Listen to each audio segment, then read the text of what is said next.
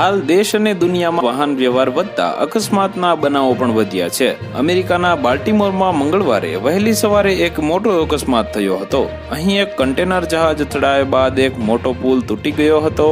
આ અકસ્માતમાં અનેક વાહનો નીચે નદીમાં પડી ગયા હતા। ટ્વિટર પર પોસ્ટ કરાયેલા એક વિડીયો અનુસાર આ અથડામણને કારણે જહાજમાં આગ લાગી હતી અને એવું લાગે છે કે તે પાણીમાં ડૂબી ગયું છે। આ જહાજના 22 ક્રૂ મેમ્બર ભારતીયો હતા। અમેરિકાના બાલ્ટિમોરમાં મંગળવારે વહેલી સવારે એક મોટો અકસ્માત થયો હતો। એક કન્ટેનર જહાજ અથડાયા બાદ એક મોટો પુલ તૂટી ગયો હતો।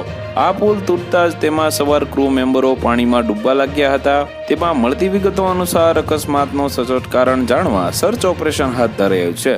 અકસ્માતનો ભોગ બનેલ જહાજમાં 22 ક્રૂ મેમ્બરો ભારતીયો હતા। હજુ સુધી મોતનો આંકડો જાણી શકાયો નથી।